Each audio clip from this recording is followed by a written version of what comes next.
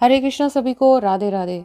जी, आज का हमारा जो ये वीडियो है, ये श्रीमती वृंदा देवी से संबंधित जितने भी हमारे मन में प्रश्न रहते हैं या संशय रहते हैं कि क्या करना चाहिए, क्या नहीं करना चाहिए, उस पे ये निर्धारित है।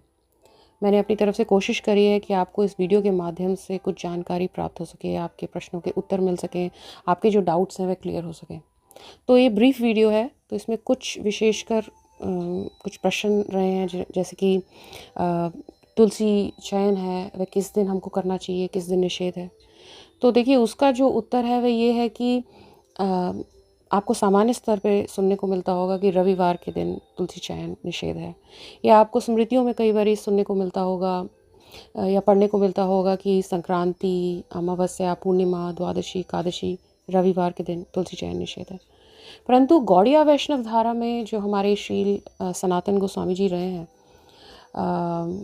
उन्होंने ये निचोड़ निकाला है और बहुत स्पष्टता से उन्होंने श्री हरि भक्ति विलास नामक करके जो ग्रंथ है उसमें बताया है कि यदि कोई व्यक्ति वैष्णव है या भक्त है, वह किसी भी और दिन पे तुलसी चयन करे या ना करे, परंतु द्वादशी के दिन पर अगर वह तुलसी चयन करता है तो वह अपराध कर रहा है।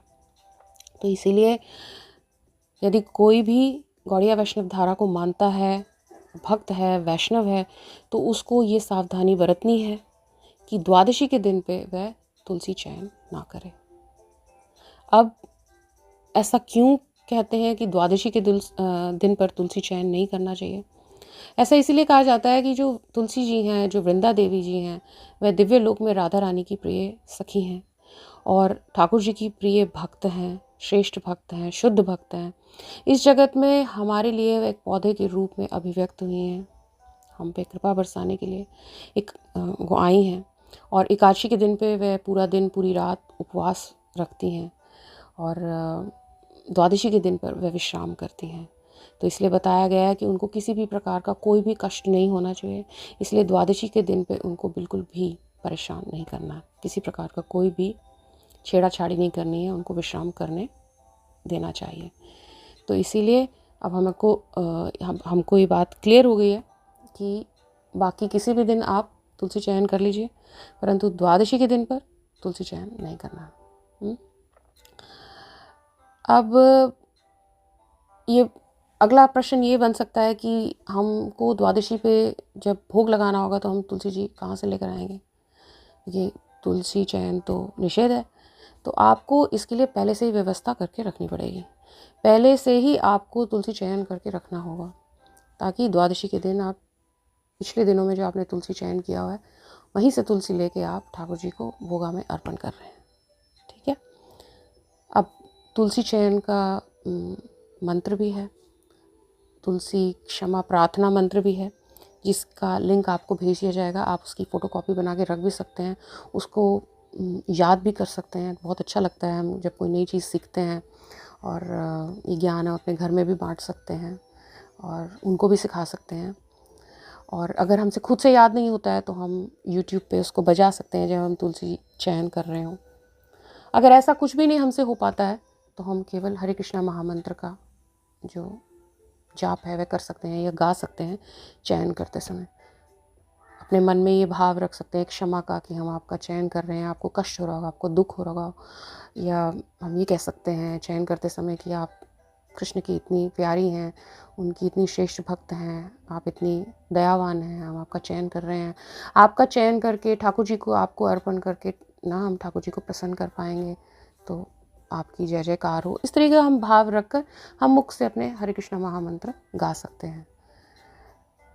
बट अदरवाइज़ आपको ये सारी जानकारी दी जाएगी आपकी सुविधा के लिए। आप अपना उसको डाउनलोड कर लें या उसका फ़ोटोकॉपी बना लें, याद कर लें, और भी उत्तम है ना। अब एक ये प्रश्न आता है कि तुलसी जी की जो परिक्रमा हम करते हैं, वृंदा देवी की परिक्रमा करते हैं, उसके लिए कोई स्पेसिफिक मंत्र है? देखिए उसके लिए बताया गया है कि आप जो वृंदा अष्टकम है वह गाते हुए परिक्रमा कर सकते हैं, उसका भी लिंक आपसे शेयर कर दिया जाएगा। उसके बाद वृंदा देवी पे अन्य कीर्तन हैं जो आप गा सकते हैं, उनको हम शेयर कर देंगे, जैसे कि जय राधे, जय कृष्णा, जय वृंदावन, श्री गोविंद गोपीनाथ मदन मोहन, ऐसे करके बड़े सुंदर परिक्रमा कीर्तन है, वो आप गा सकते हैं। तो वो आप सारी जानकारी ले लीजिए और उनकी फ़ोटोकॉपी बना के अपने घर में रख लीजिए। पर जब तक आपको याद नहीं होता है तब तक आप हरे कृष्णा महामंत्र गा सकते हैं, आपको पूरा लाभ मिलेगा परिक्रमा करते समय। तो ऐसा कुछ नहीं है कि अगर आप ये गाएंगे नहीं तो आपको लाभ नहीं मिलेगा, हाँ।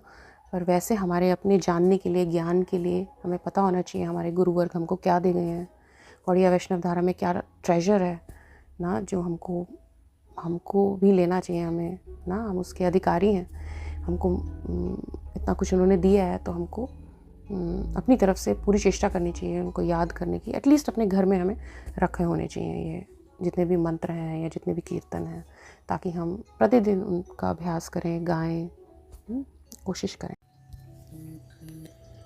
एक और प्रश्न जो अत्यधिक पूछा जाता है कि वृंदा देवी की परछाई पे अगर हमारा पाँव रखा गया हो तो क्या वह अपराध कहलाया जाएगा? तो अवश्य वह निश्चित रूप से अपराध कहलाया जाएगा, क्योंकि शास्त्रों में ये बहुत अच्छे से बताया गया है कि भगवान के जो शुद्ध भक्त हैं, जैसे कि हमारे महाभागवत हो गए या महावैष्णवी जैसे कि वृंदा देवी, अगर इनकी परछाई पर कोई जाने अनजाने में भी पाँव रख देता है तो वह अपराध बन जाता है। तो इस बात के लिए अब आप सावधान रहें। वृंदा देवी को आप ऐसी जगह स्थान दें, ऐसी जगह बिठाएं या इस तरीके से विराजें कि जाने अनजाने में भी आपसे ये परिक्रमा करते हुए या किसी प्रकार की तुलसी जी की सेवा करते हुए ये गलती ना हो जाए।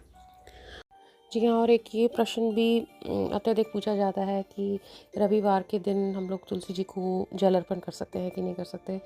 जी, आप जल अर्पण सभी दिनों पे कर सकते हैं, यहाँ तक कि द्वादशी के दिन पे भी बताया जाता है कि अगर बहुत गर्मी हो रखी हो या बहुत आपको लग रहा हो कि तुलसी जी बिल्कुल सूखी हुई हैं, तो आप द्वादशी के दिन भी जल अर्पण थोड़ा सा कर सकते हैं ना। तो किसी प्रकार का कोई निषेध नहीं है जहाँ तक जल अर्पण करने की बात है। और कुछ थोड़ी सी और जानकारी शुद्धता को लेके, जैसे कि जब भी आप तुलसी जी की सेवा करें तो हमेशा ध्यान रहे कि आप स्नान किए हुए हों, या हमारी जो माताजी लोग हैं या बच्चियां हैं वह इस बात का ध्यान रखें कि मासिक धर्म में वह तुलसी जी के निकट नहीं जाएं, और सूर्य अस्त होने के बाद तुलसी जी को जल ना दें, तुलसी चयन ना करें, प्रातःकाल मंदिर खोलने के बाद ही वृंदा देवी की सेवा करें। मंदिर खोलने से पहले ठाकुर जी को उठाए बिना वृंदा देवी की सेवा ना करें। तो मैं आशा करती हूँ ये सब जानकारी आप इससे लाभ उठा पाएंगे और दूसरों तक इसको शेयर कर पाएंगे। निताय गौर प्रेमानंदे, हरि हरि बोल। जय श्री राधे।